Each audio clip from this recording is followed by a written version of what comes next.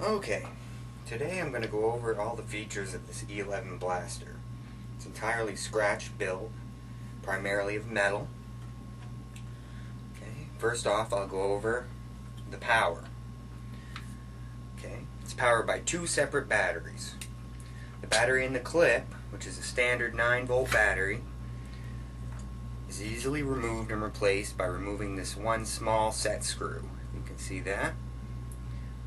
Just remove it, replace the battery, then replace the cover, and you're good to go. To activate the sound, make sure the clip is in fully and securely. Put it in the clip, pull the trigger, and you're good to go. To deactivate the sound, simply pull the clip out slightly, and you can pull the trigger. It'll still activate the laser, but will not activate the sound. To get it in, you gotta kind of push it securely. There. Okay. Now I'll show you the power unit for the smoke and laser functions. It's powered by a cordless drill battery. It's a Black & Decker VersaPack battery. These can be found almost anywhere. Okay, just remove the butt cap, put the battery in, replace the butt cap. It's held on by pressure, so just give it a little push. Once the butt cap is secure, you're good to go.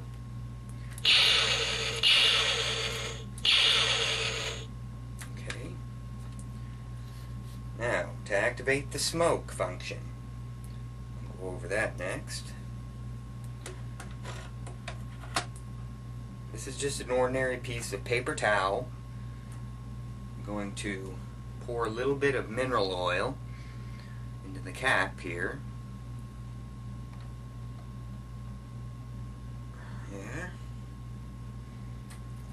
I'm just going to dip the wick that I've made from paper towel into the mineral oil solution. And be sure to try to keep as much of it off your fingers as possible. You don't want to get a lot of this oil on the paint. Okay.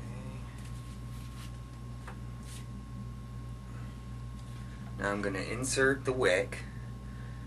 I don't know if you can see it here. There's a small heating element right at the end of the barrel. Simply wedge it underneath. Pressure will hold it into place. Okay. You want as much of the wick touching the heating element as possible to get the full smoke effect. The more wick, the better. You can also use a Zippo lighter wick, which works really well. Like I said, try to keep the stuff off your fingers. It's pretty messy. Okay, now to power up the smoke. Okay, to do this you have to pull the trigger and to press this switch at the same time. I did that for safety reasons, of course, so it doesn't accidentally start heating up when you don't want it to.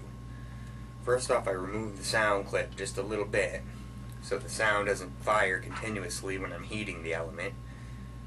Okay. Now hold in the trigger. You'll see the laser activate. And then depress the heater switch. You'll see the laser light dim when you're doing this. It's drawing a lot of current from the battery. Should just take a few seconds to start smoking. You can see it's already smoking. You hear it sizzle and pop a little bit. That's normal. Don't hold it for too long. It will continue smoking for some time after you let go. Okay, now I'm going to let go and you'll see the laser intensity come back. Put the sound clip back in.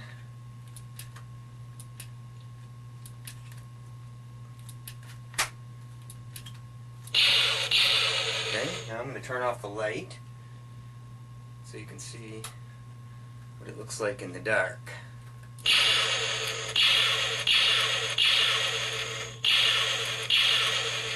Okay, fire up the heater again. Okay. Hold down the trigger. You can also see LEDs under the T-tracks there.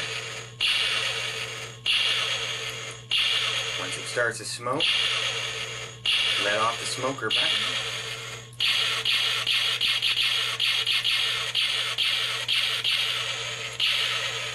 Okay, and when I'm in the dark here, I'll show you the Hengster counter. Okay, you can see there. Give it a little squeeze, and it lights up. It's pretty bright.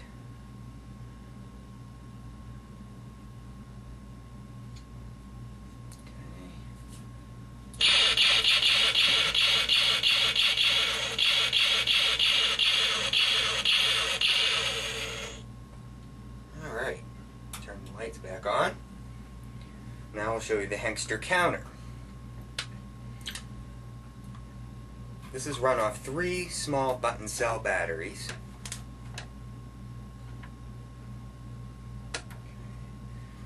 Simply squeeze right here.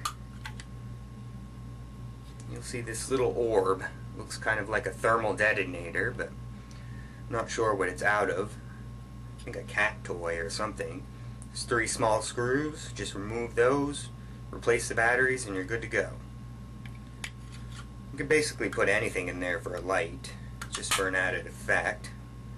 It's held on with powerful earth magnets. Just all you have to do is put it on there, push, and it stays pretty good. But that's entirely optional. You can leave the counter on or take it off. It's up to you. Okay. Okay. Now the folding stop. It's pretty self-explanatory. Just pull it up, pop it into place.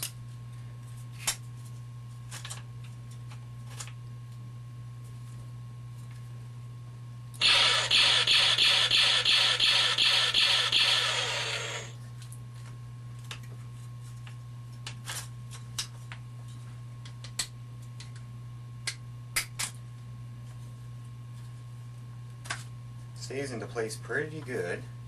And it's held here with earth magnets. Stays very securely.